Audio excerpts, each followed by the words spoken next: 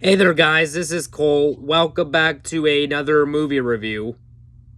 And today's movie I'm gonna review is the beloved 1990 classic gangster film Goodfellas, directed by Martin Scorsese. The plot of this movie is as follows: Henry Hill, played by Ray Liotta, knows only too well that he must put the mob's interest before everything, even his family. But when the good times turn sour, his loyalties dissolve in the face of greater rewards. Faced with a terrible reputation, Hill can only see one way to get out alive. So that's basically the plot synopsis to the movie Goodfellas. I mean, it's a classic beloved gangster film. As for my overall thoughts on this movie, I really love this movie for many reasons I'll get into with this review. And this movie, I would put it in my top 100 favorite movies of all time. This movie's got a really good cast to it. You got Ray Liotta as the main character, Henry Hill, Robert De Niro as James Conway, Joe Pesci as Tommy DeVito, Paul Sorvino as Paul Sirio, Louis Eppolito as Fat Andy, etc. So this movie's overall got a really good set of cast and characters to it. Now, how did I first come across this movie? My dad introduced me to this movie when I was 15 years old back in 2018, and I've loved this movie ever since then.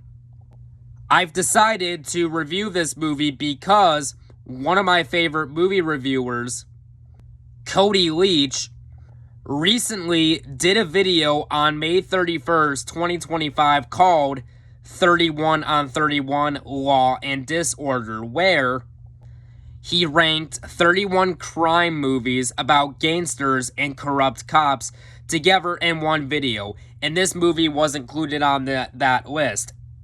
So I figured now would be the perfect opportunity for me to review this classic movie, and because I want to do that 31 on 31, and I want to do that 31 on 31 video for myself and try to get it out of this July 31st. And I'm watching through the movies, the very few on the list that I have not yet seen, so I can do that ranking video. So stay tuned for that.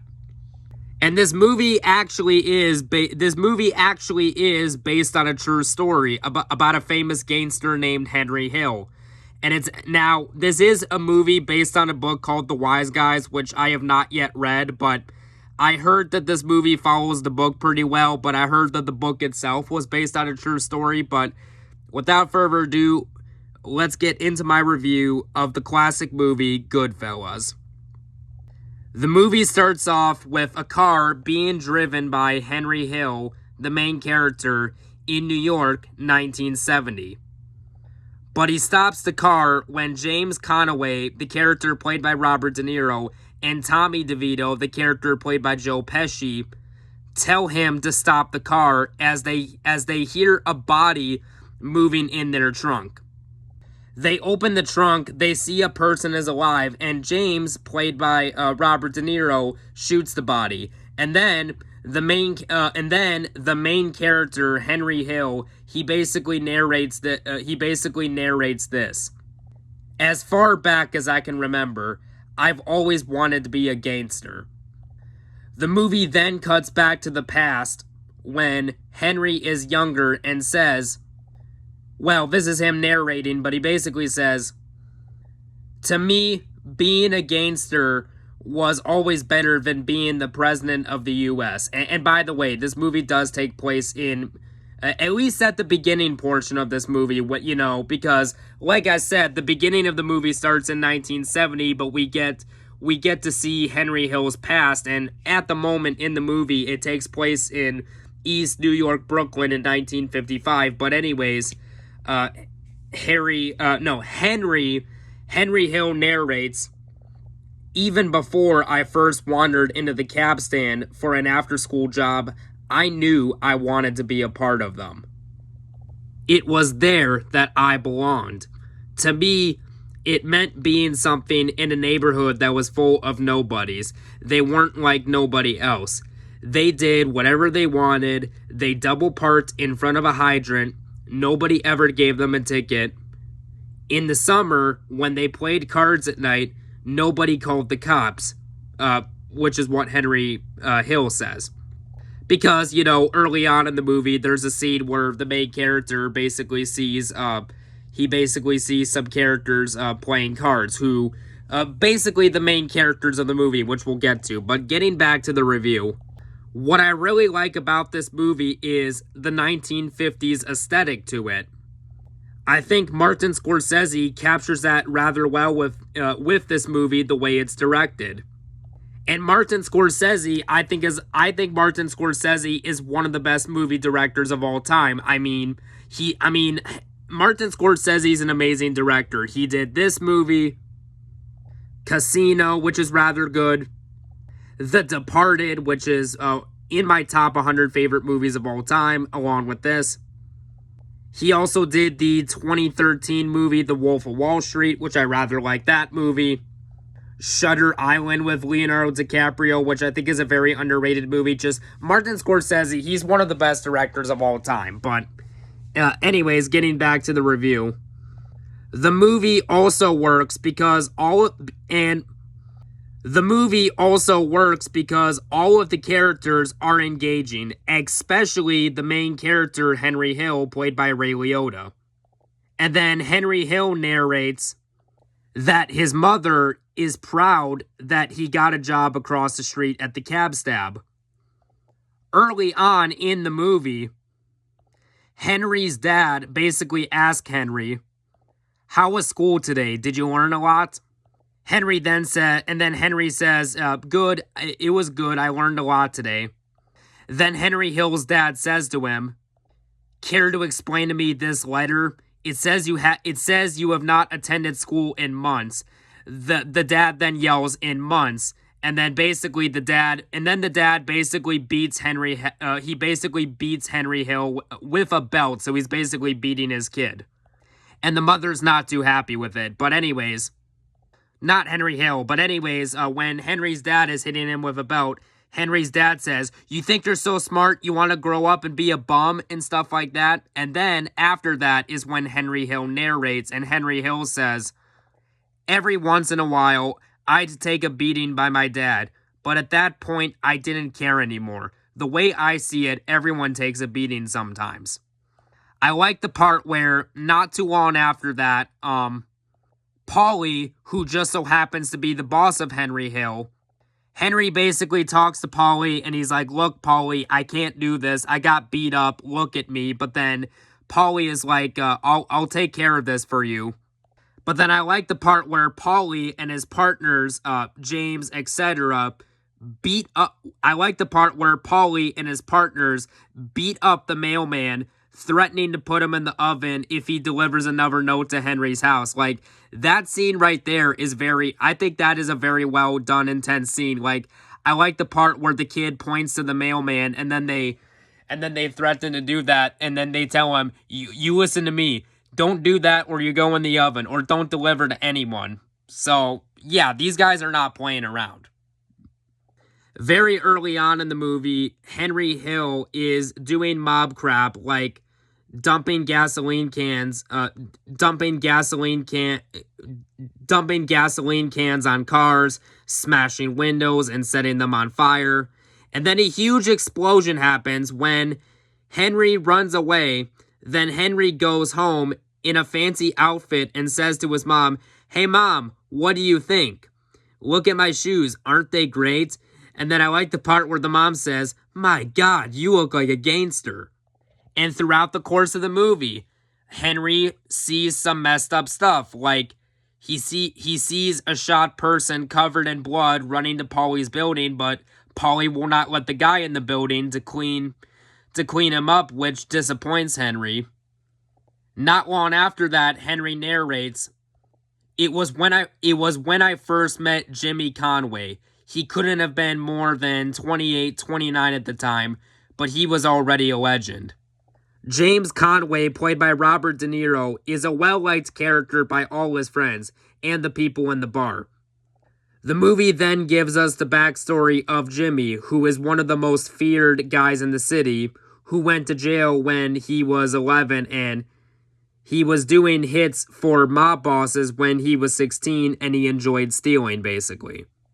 Henry Hill, played by Ray Liotta, and James Conway, played by Robert De Niro, have really good chemistry together in this movie. You definitely buy them as friends. Like, early on in the movie, Henry Hill gets busted for selling cigarettes and goes to court, but Henry is able to lie. He's basically able to lie and get out of court scot-free, and James Conway, played by Robert De Niro, he says to Henry that I'm proud of you and stuff like that. And then he says, you learned a very important lesson. Never keep your mouth shut and never rat out your friends. Like you definitely buy them as friends in this movie. And then, James Conway ends up giving the money to Henry Hill. The movie then cuts to Idlewild Airport in 1963, and Henry narrates, by the time I grew up, there was $30 billion a year in cargo moving through the Idlewild Airport, and believe me, we tried to steal every bit of it. They then explained that the airport belonged to Paulie. The movie then cuts to night, and Henry narrates, there was Jimmy, Tommy, and me, and there was Anthony, Frankie, and there was Mo Black's brother, Fat Andy. I also quite like Tommy DeVito, played by Joe Pesci, as a character, and I like the part where he says at a dinner table to his partners, what's really funny is this bank job in Secaucus. I'm in the middle of the weeds, lying down. He says, what are you doing? I say, I'm resting. Hey, you're resting? Like I thought that scene was absolutely funny. But my favorite scene in this movie is when Henry says, you're funny, and then Tommy says, how the F am I funny? Tell me how. And then Henry says, get the F out of here when he realizes he's messing with him. Like, I thought that scene was absolutely hilarious. Because Henry is busy in the mob life, he loses his girlfriend, but then she changes her mind and goes on a date with Henry.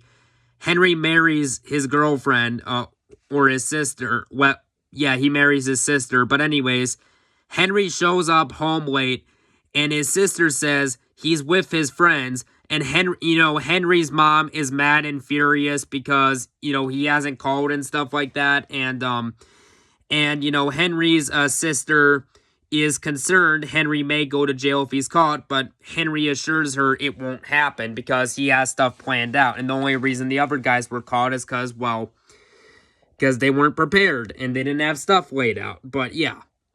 About an hour into the movie, it flashes back to the beginning of the movie in 1970, and then it shows Henry and his friends burying the body of the person they shot in the middle of the car. Then we cut to 6 months later, where Henry is told by James that they have to dig the body they buried out from the ground because the property was sold and they want to put stuff in that area. So they dig the body out. A guy basically asked Tommy, a guy named Spider basically asked Tommy for a drink, and he says he'll take it. And then Tommy is a bit insane. He shoots the bartender in the leg 3 times. Then eventually, not too long after that, Henry's sister is upset, and she says to Henry, I know you're lying. I hate you. Get out of my life. So then, Henry Hill leaves the house. The next night, Tommy shoots Spider, and Spider dies, and James Conway is upset, and basically James says he has to bury the body and stuff like that. Not long after that, Henry Hill wakes up in bed, and his wife is aiming a gun at him, and Karen, which is his wife, basically asks Henry, do you love me? And then Henry says, Karen, you know I love you. And then Karen narrates, as mad as I was at him, I couldn't bring myself to kill him. I was attracted to him.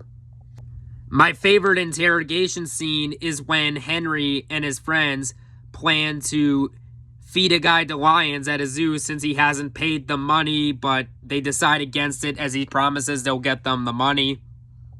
Not too long after that in the movie, Karen decides to visit visit Henry with their kids, and she's becoming homeless and worried. Henry then tells her will be fine, and then Henry then tells her that everything will be fine in 1 month.